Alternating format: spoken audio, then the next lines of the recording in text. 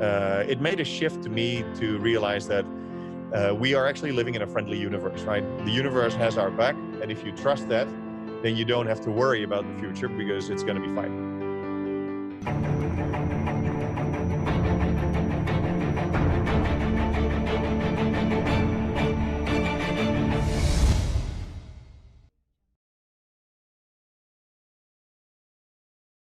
Hello, my name is Raymond Chow from EO Malaysia, and I'm your host for the EO APAC podcast named Sustaining APAC. Join me as we listen to EO members across APAC and their stories of how they're getting through these times, how they've gotten through many crises before, how they're innovating in their industries, and how they're leading through this crisis. In today's times, it's very easy to be engulfed in this whole gloom, looking at the news of what's happening. But is everything and everyone going to dumps? Are the businesses or are these entrepreneurs within our community which have managed to figure out ways into the business, are they all crisis proof? What are they actually doing to fight this battle? So today, I have the privilege to talk to Erik Ten. He is a member from EO Indonesia, living in Jakarta for probably about 23 years. Almost Indonesian. I think he already looks Indonesian now already. Owner of a property company named One Door Down. Hey, Erik. Hi, Raymond. Nice to meet you. Yes, how nice are to you? Talk to you, not to meet you, to talk to you. Yeah, I guess in these times, right, is anything we can do, even in Zoom calls to meet each other, it's like a blessing, right? Absolutely. Yeah. So maybe you could start, Erik, by introducing yourself a little bit. Yeah, sure. So yeah, you mentioned it already. I'm originally from the Netherlands. I came to Indonesia in 2000 and I came to Indonesia in 97, working for a Dutch telco. And then I worked as an expat here for a long time. And then I started my own business in 2005. Various different things. I've always been in telecommunications, and that's also something we're going to talk about today. But today I'm mainly doing property. I'm a small property developer in Indonesia, and I have a registered property company in the UK called One Door Down. In the UK, we do rentals. So we have a portfolio of rental units, flats, and studios.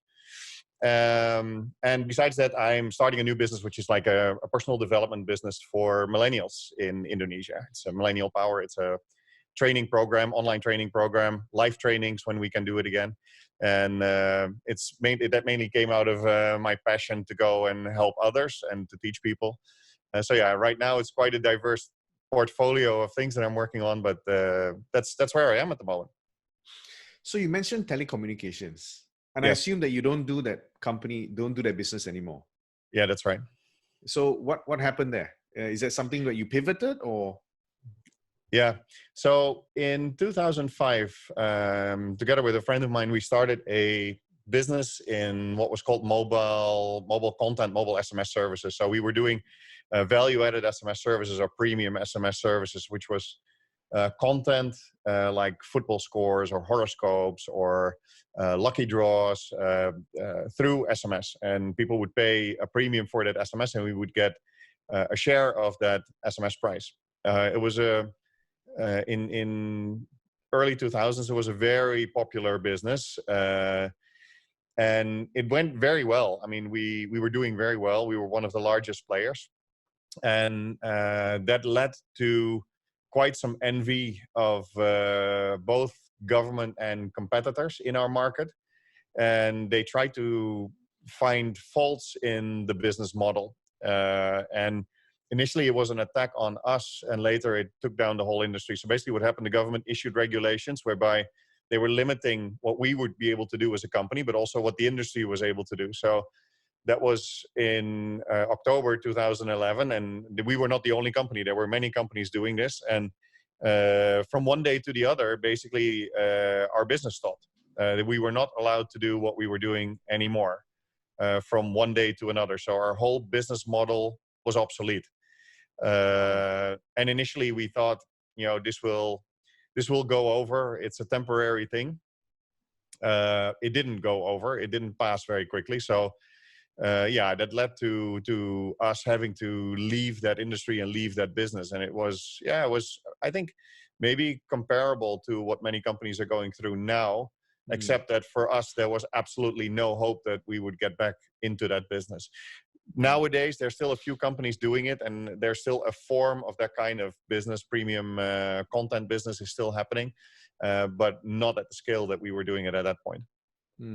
So I guess, yeah, like what you said, very similar to this situation now. A lot of businesses are facing this crisis where it is really not something that they predicted, right? I'm sure maybe you had a little bit time to predict, but I don't think you had a lot of time, right? Oh no! And With us, this happened in weeks. Wow.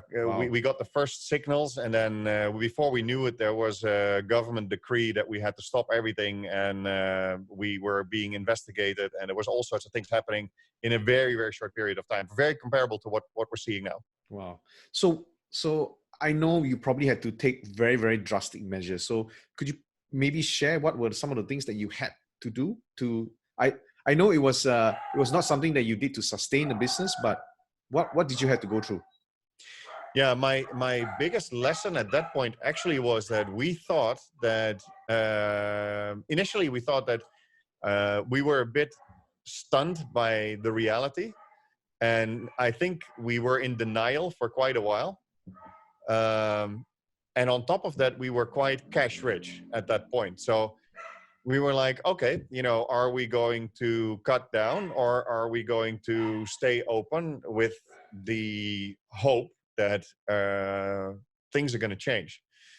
But we had like 50 people on the payroll, so it was not a small operation. I mean, in my terms, it's not a small operation. I know there's people that have a lot more people working for them, but it was quite a big operation. And we really were in denial for a long time. And the issue was that problems were coming to us from all sorts of areas. So one, we weren't paid by the mobile operators, who were the ones that were paying us a revenue share deal from the revenue we were generating. We were under legal investigation, under police investigation, under government investigation. So we had arrows coming from all sides, and that happened pretty quickly. And it was very hard to prioritize what had to happen first. So I think that cost us a lot of time. And then at some point, obviously, the reality really came to us that, look, this is not going to get better. So at that point, we had to lay off most of our staff. We kept a small operation going. We had to close our office, move to a very small office with a small team, all the while trying to minimize all the impact of all the other things that were going on. It was quite overwhelming, and I think it was as a first-time entrepreneur going through a terrible situation like that, it was super overwhelming for me personally, and also for my partners in that business. And it led to, this started in October, it led to two of my partners taking a long leave in December, just basically to get their sanity back. And then they came back in January. By December we had scaled down. We'd done most of the drastic things, but I mean, it wasn't over. So then in December, I was sort of alone trying to keep everything afloat. And then they came back in January, and then I collapsed. I was basically completely burned out. I was sleeping 12 to 16 hours a day. I wasn't drinking or anything, but I was just completely wiped out. And then I thought, hang on, this is going the wrong way. So at that point I left Jakarta. I went for it was the kids had a holiday, so I went for a 10-day break. And then I got to reset, and then just forget about everything. My partners were back, so they were handling the business at that point. And then I came back, and then I was okay again. Then it was all fine. But it was I think the overwhelm of such an experience for the first time in your entrepreneurial career was very overwhelming for me. And I mean, it will be overwhelming for everybody that happened, who faces this. I mean, if you're in a job and if you're working for a company, and this happens to your company, you're not involved in the same way as if you own the thing and you're the ultimate responsible person for what's happening to the lives of the people working for you. And that burden was quite high. I mean, our staff took it quite okay. I mean, we didn't have any issues with our staff. We tried to, handle that as nice as possible, and pay our obligations to them and everything. But they took it quite well, because it was not our fault, right? It was not our fault that we had to scale down. But for me personally, it was a very challenging time. But obviously, you are here today and you bounce back, right? So what did you? So going through that, and I'm sure many of our entrepreneurs and our fellow EO members are facing very similar situations now. And you bounced back from that downturn. Was it a conscious decision, or did you have something that you did to bounce back? Was it a new business, or how was that for you until you are today? Well, I think what happened afterwards was that the partnership fell apart, and I continued doing a business with one of my partners, and we honestly tried a lot of different things in the couple of years following that, in the same kind of sphere, IT, online, internet. And we weren't really successful. And until this day, I don't really know yet what caused that.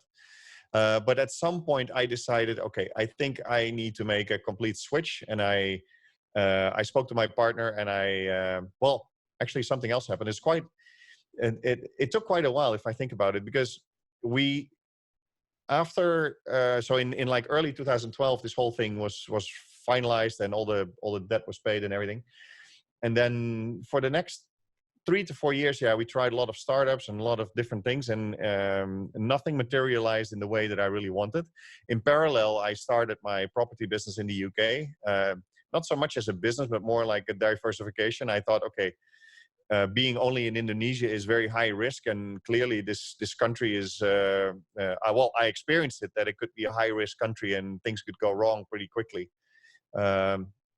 And back then I was very, I blamed it a lot on the country and on the government and on the infrastructure and on everything. But I mean, looking back at it, was not really fair, because this can happen anywhere. But back then I was like, okay, I need to diversify. So I thought, okay, I'm going to go to a completely different country in a completely different industry and start a different business.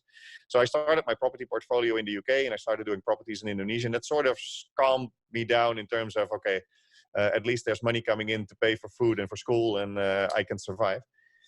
And then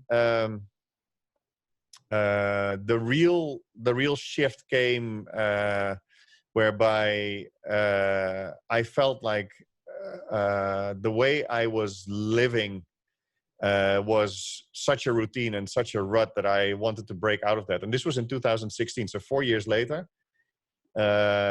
My feelings had gotten to the point that I wanted to leave Indonesia, live somewhere else.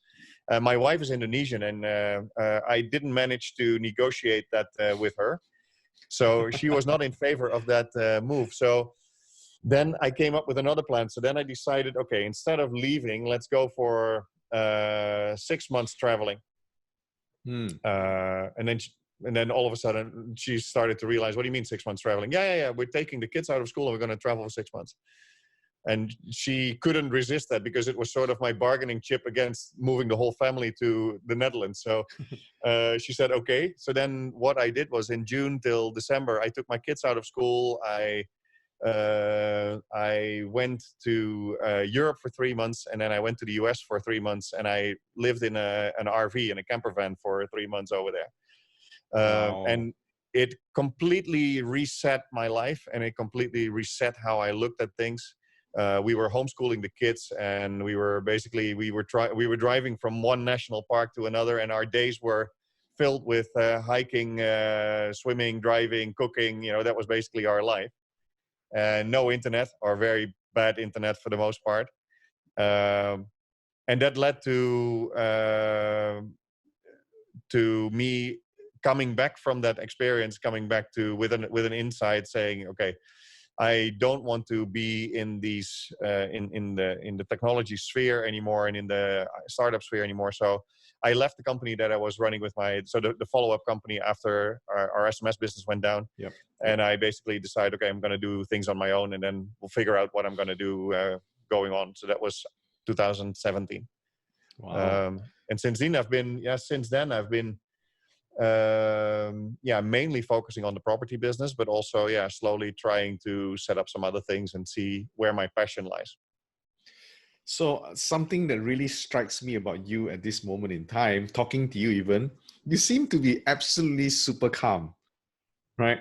Yeah. I mean, a lot of people are talking about the gloom and what's happening now, but you seem to me as, just before, we were chatting just before this call, and you says, I'm just going to go for a swim, and I'll come back and talk to you.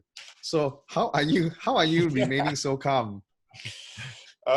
Keeping up appearances, Ray. Keeping up appearances. I'm faking it, man. No.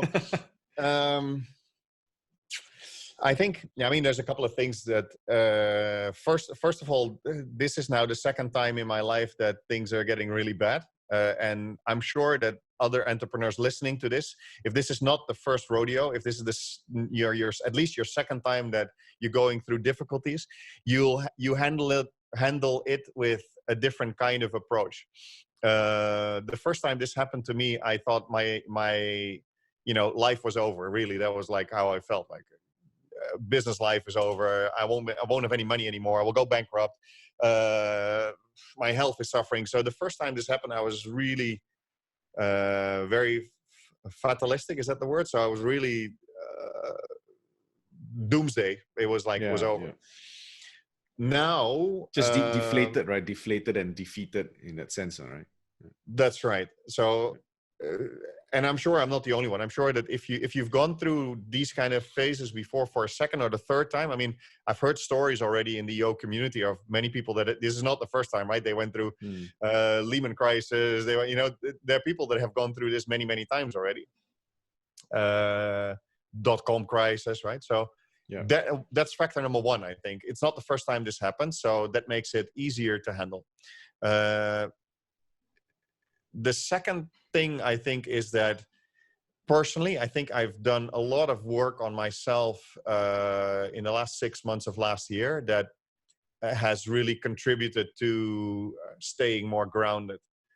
I'll talk a little bit more about that. And the third thing I think is that the downside for me, honestly, is not so big. I don't have a big company. I don't have many people. I don't have a big factory that I need to keep running. I don't have many staff that I need to keep working. So I'm definitely in a much easier situation now than I was back then. So I think that will contribute, right? I'm not claiming like the crisis is as big as it was in 2012 and I'm much calmer. I don't think that my problems are as big as they were in 2012, not even close. So that makes it easier. But also I think coming back to me personally, I think, I've done a lot of work on myself whereby I think I was a left brain achiever kind of type. And I sort of shifted more to a right brain, trusting the universe kind of person over last year. And that helps a lot now, I think, in this situation. I know if you want to talk more about that, but that's sort of what happened. Yeah, maybe you can share a little bit, what do you mean by shifting from left to right brain? Is there certain things that you do or certain routines to help you to do that? Yeah. So last year, maybe because it was a significant shift in my life. So last year, mid of last year, I invited Peter Sage, who is he's not on the EO speaker list, but he approached me to come and speak for EO Indonesia and EO Hong Kong, I think. So he did 2 chapters. And his background very quickly, you can look him up, but he's like, you used to be a super successful entrepreneur, very achiever type kind of person. And he went through a lot of adversity, and the biggest adversity in his life was he got he went to jail in 2016 in the UK for not for a crime, but for contempt of court. And he wrote a book about that. And he came to talk in Indonesia, and that whole story was super fascinating to me. And he and I related very well. I spent 2 days with him, and obviously I could relate to, the business side and, all the rational reasons why making money is a good thing in life, right? But he also had a very different side to him, which is a lot more spiritual, a lot more thinking about the why of things and why we're doing things. And he told me, he said, well, actually, I have a program that I'm running, which is a 6 months training program. And he basically told me, said, you should join it. I said, well, hold on, why should I join it? My left brain kicked in, and we started saying, give me the 5 reasons why I need to join this. And he basically did it. It was very nice. He said, I'm not going to tell you why you should do this. Okay, so I signed up, right? I mean, I was convinced. Okay, so basically that training took 6 months last year, and in that training he really explains scientifically and also rationally why there is more to this than what we can see with our bare eye or with our naked eyes, right? And there's more in the world than just thinking things in our limited rational thinking. And I mean, I went through that program. It was very intense. It was with another 30 people, I think. And it made a shift to me to realize that we are actually living in a friendly universe, right? The universe has our back. And if you trust that, then you don't have to worry about the future because it's going to be fine. It's too generic for what exactly happened in that program. But there I made a big shift in, okay, let me start doing more intense meditation. Let me start calming myself down. Let me start routines that ground me in the morning. Let me practice gratefulness. Let me write down in my journal what I'm grateful for. And yeah, that has really caused me to start a routine in the morning that if I'm anxious and if I'm scared and if I'm worried, brings me back down to earth and calms me down. And I think that helps a lot at the moment. So I think in summary, what you're trying to say is that everything starts from your mind, right? And your body, right? So if we need to start getting through this crisis and trying to innovate or really try to think of the next position that we're going to be in the next couple of months, I think what you're trying to say is we need to achieve that calmness first. Through what you practice as your routine, as your gratefulness, your meditation, and so on. And if we can achieve that calmness, then we have the right mindset to be able to start our innovative and our innovating strategies. Is that kind of how I've summed it up? Yeah, that's correct. And I think there's something else, which is when this all started, when the coronavirus started, right? I mean, it hits me too because my property business is also under scrutiny, especially in the UK. I went back to my old ways. So I noticed that, hey, wait a minute, I'm getting anxious, I'm getting agitated, I'm getting upset very quickly. What's wrong? And what I noticed is that it's quite easy in times of crisis to go and work, right? Put in hours, put in effort. And I did that, right? I had, late nights and I was thinking about things a lot, strategizing, making plans, making scenarios, taking out big, pieces of paper to write out what could be done. And I realized, hang on, I'm dropping everything that I learned in my training last 6 months. And I'm going back to exactly what I was doing before, which is like the achiever mode, right? Peter Sage calls it the by me mode, right? So there's by me, whereby you're the achiever, you're doing stuff. And there's something called through me, which is more spiritual, right? More letting things go, letting things happen, and trusting that things will be okay.